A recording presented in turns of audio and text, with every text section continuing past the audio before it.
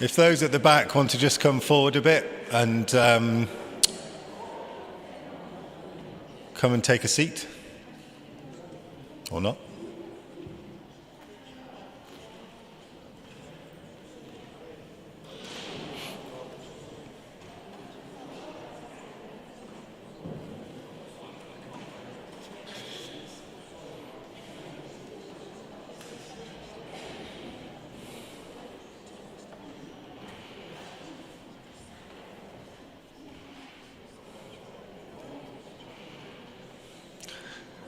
Okay, we're going to hear from our next speaker, Jan Smith from Emma's Hedgehog Hotel. Just while she comes up and whilst you all take a seat, I was just saying to Jan that when I spoke at the beginning, I was saying that we try really hard to think about how do you communicate climate crisis to people who in their daily lives are maybe not focused on it or have plenty of other issues, to be frank, to be worried about. And one of the ways that we've been exploring with colleagues at WWF and the Wildlife Trust and others is through the lens of species that we love, and particularly endangered species that we love, of which, of course, hedgehogs is one. So we ran a project in Epsom and Ewell recently, which is Chris Grayling's constituency. Chris Grayling, you might or might not know, is a hedgehog fan, quite an expert on hedgehogs, and somebody who we've struggled in the past to engage on climate change. We placed 50 hedgehogs that were all made by local schools around Epsom and Ewell constituency, and people found them. There was a map, and also people came across them, and there was a QR code and a whole load of information there on climate. And what we ended up with was a big event in the library in Epsom with Chris and with about 100 school children and local community members and brownies and guides and scouts and others telling him that as their MP, they wanted to see him urgently supporting action on climate and nature. And the reason they were doing that is because they cared about hedgehogs. So there's all sorts of routes in to engaging people on this sort of wider critical issue. So very excited to hear about hedgehogs, to hear about how we can look after the hedgehogs that have been hungry in our garden all winter, that have not been hibernating well. Over to you, Jen. Thanks. First of all, I'm not a scientist. So any scientific questions I'm going to pass over to colleagues who are around, hopefully. I'm an enthusiastic amateur. I'm involved with 2 hedgehog rescues over in the east of the county. I'm not pushing any particular rescue this afternoon.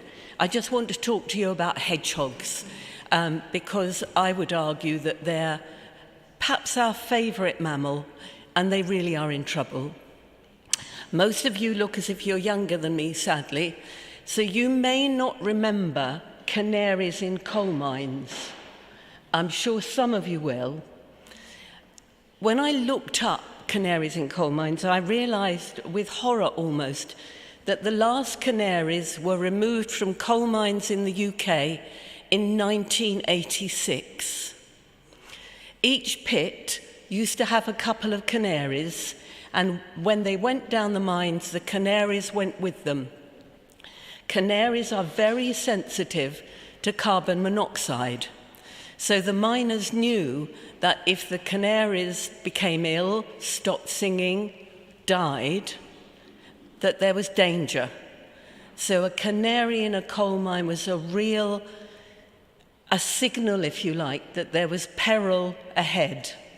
And my argument would be that the hedgehog today is a canary in the coal mine. So what I'm going to tell you about, or what I'm going to talk to you a bit about, is very briefly what is a hedgehog. And if you want more information about what they look like, what their breeding is like, the problems they have, I've got pictures, but I don't want to focus on that for this particular talk. What's happening to hedgehogs is going to be my focus, why it's happening, what needs to change to enable hedgehogs to survive, and what, as individuals, you can do to help them. So numbers for hedgehogs, it's quite difficult to to find out what numbers we've actually got. In the 1930s, there was an estimate that there were 35 million hedgehogs, but this seemed to be based on no facts at all and was a huge overestimate. But in about 2011, there was a much, sorry, I've got my dates wrong. In 1995, there was a much more accurate estimate that said we had about 1.5 million hedgehogs. The way we count hedgehogs is multifactorial, really. People who are doing the garden bird watch will report on how many mammals they see. People count roadkill, and that's worth remembering. Look at how many dead hedgehogs you saw when you were children, how many dead hedgehogs you see now. People go and do transects, so they will count hedgehogs in a particular area of land, looking at movement, reports of movement, and looking at hedgehog droppings, which is always a good sign that they're around. So 1995, about 1.5 million. In 2011, the first report from both the People's Trust for Wild Animals and the British Hedgehog Preservation Society published a report called The State of Britain's Hedgehogs, and it highlighted several surveys over 10 years, pointing to the widespread loss of hedgehogs. In 2020, the International Union for the Conservation of Nature put hedgehogs on the international red list. They are vulnerable to extinction, which just is horrific. We've lost a third of our hedgehogs since the beginning of the 21st century, a third. Why? The biggest decline is in the East Midlands and in the east of England. The East Midlands has lost 3/4 of their hedgehogs. The east of England has lost 35%. And we're down to, from 1.5 million in 1995, we're down to about 850,000. And the why is that Britain is one of the most nature-depleted nations in the world. And that's what we're seeing reflected in hedgehogs. Now, the good news, there is one small area of good news, which is that although rural hedgehog populations are plummeting, urban hedgehog numbers are steady. And in fact, since 2011, it looks as if urban hedgehog numbers are actually increasing. Not a huge amount, but it does give us hope. So what do hedgehogs need? They need food, they need water, they need shelter, and they need to be able to move around. So the reason for decline is related to all of those factors. Essentially, we have a deeply impoverished environment. There are far fewer hedgerows. We've lost something like 300,000 kilometres of hedgerow. And the hedgerow we have now is neglected. It's flailed to within an inch of its life. And it's no longer suitable for hedgehogs to use.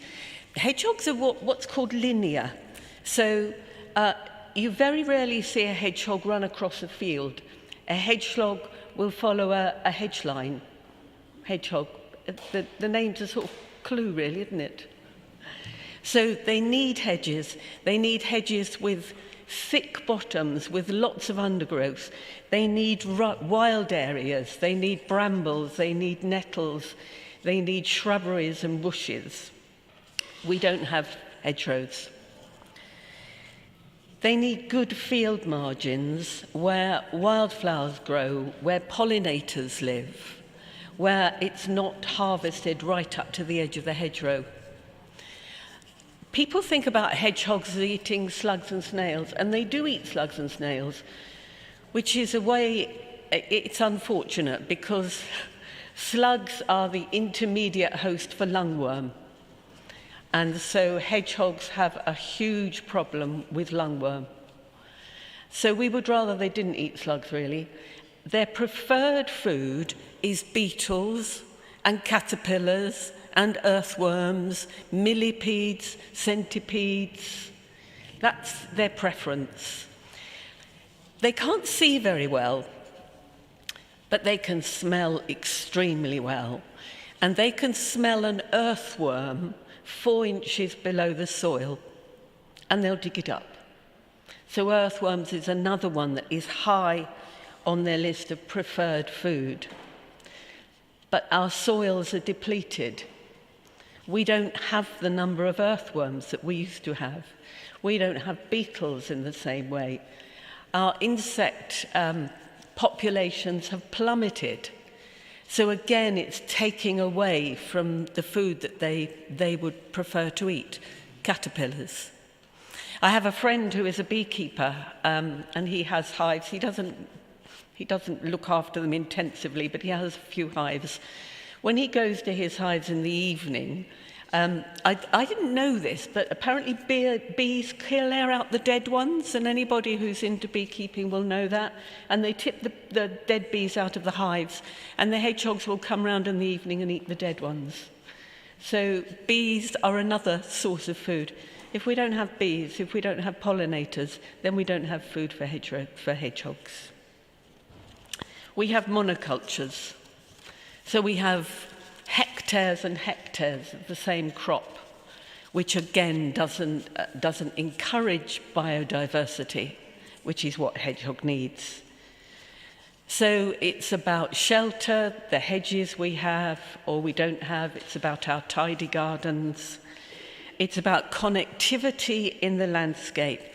A hedgehog will trot about 2 kilometres each evening. And yet, if you look at urban areas where they're beginning to prefer, we have walled gardens, we have plastic grass, we have 6 feet fences with no gaps in for them to move. So they can't actually travel the areas they need to, and again, that reduces their ability to find food. So along with hedgehogs, our changes in farming practice, we're losing hedgehogs, we're losing songbirds. Again, they're the canaries in the coal mine that say we're in trouble. The lowest density of hedgehogs is in arable areas. So it's in farmland where the numbers are plummeting. In urban areas, they're increasing. Our gardens definitely, but places, and this is important for our local and city councils, amenity grasslands, public paths, public grasslands. That's where numbers of hedgehogs are increasing, and that's where we can actually make a difference. So, water, shelter, food, space to move, they've all impacted on hedgehog populations. Climate change is impacting them as well. And what we've seen in rescues this year, I don't know if anybody else is involved in a rescue, but it's been one of the worst years we've ever known. They started breeding early. So instead of April to September, they were starting in February, March. They were having their young because temperatures had gone up. There wasn't enough food. And so we were getting babies in very early in the year.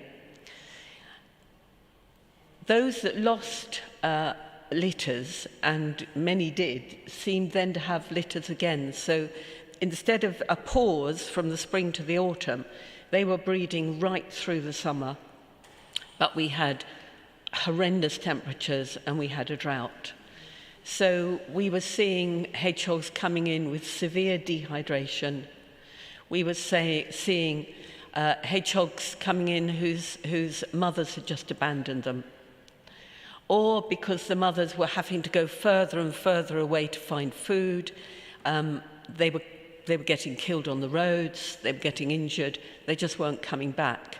So we were getting people coming in saying they heard these tiny hogs squeaking, or they heard them under a hedge, or they saw tiny hogs out on the lawn, little tiny hogs, this sort of big, 40, 50 grams.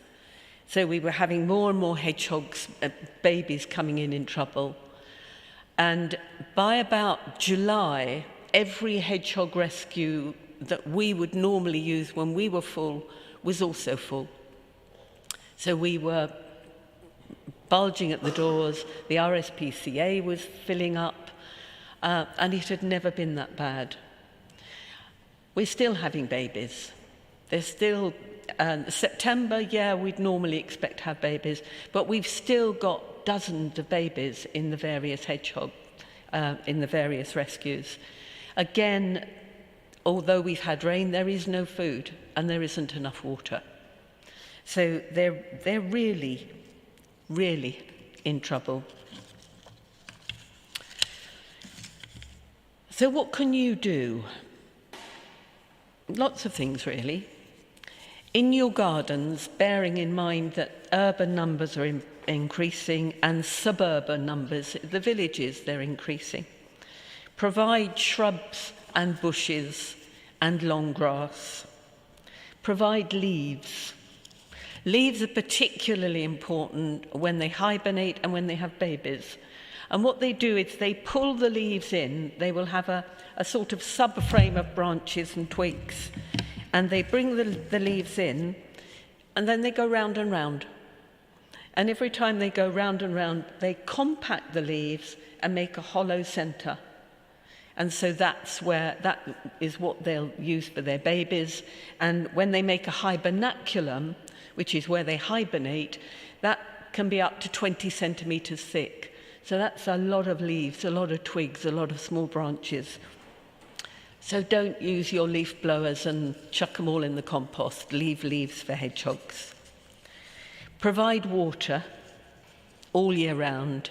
And again, we would say supplementary feed, because there just isn't enough feed to keep them going.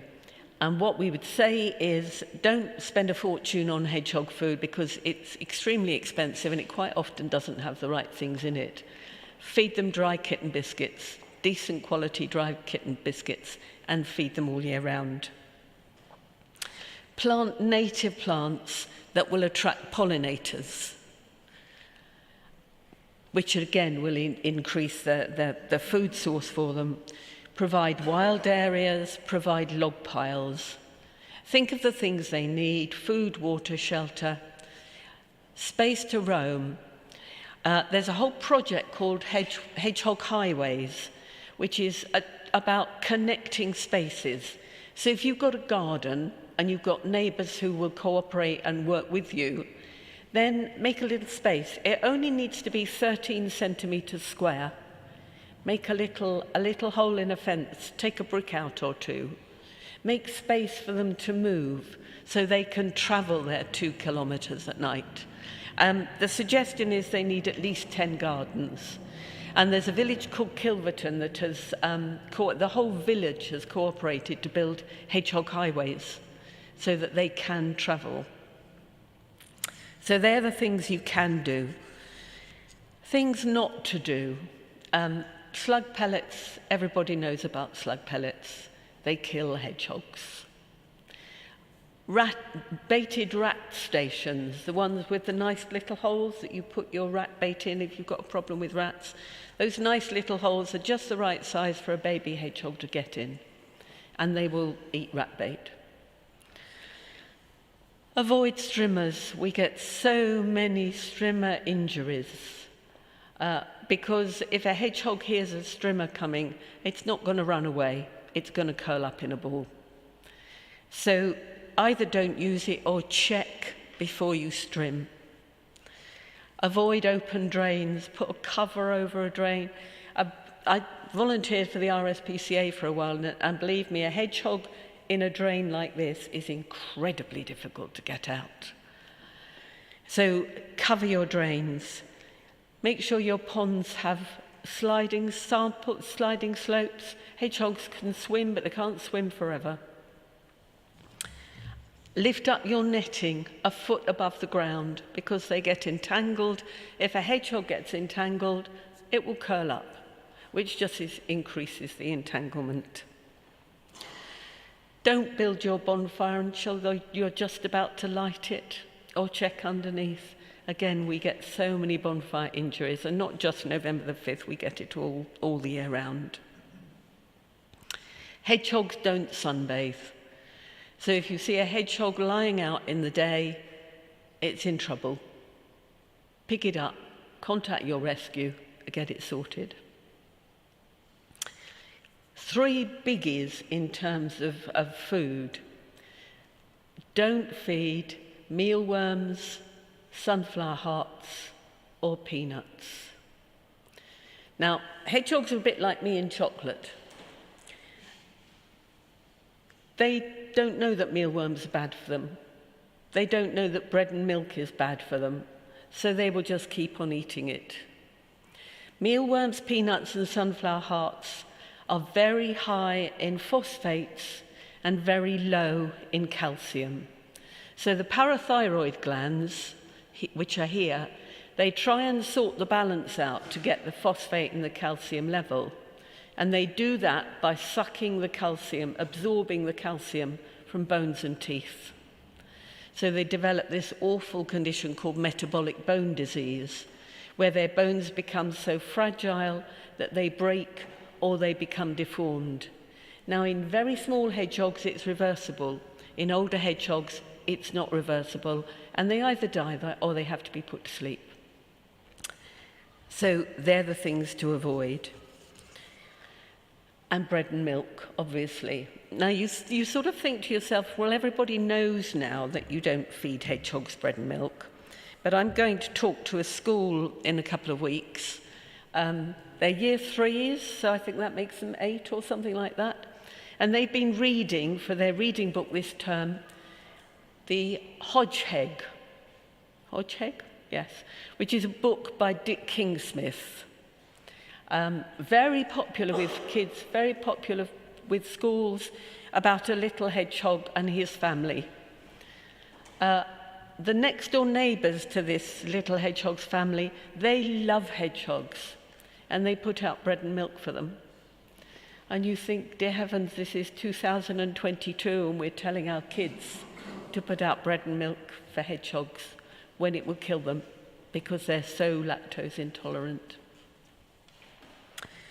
So it's not all bad news, most of it is.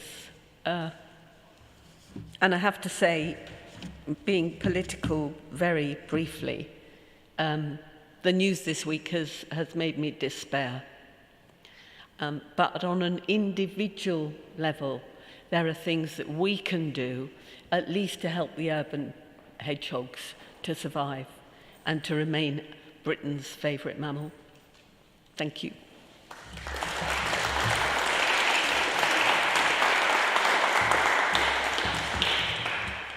Thanks, Jan.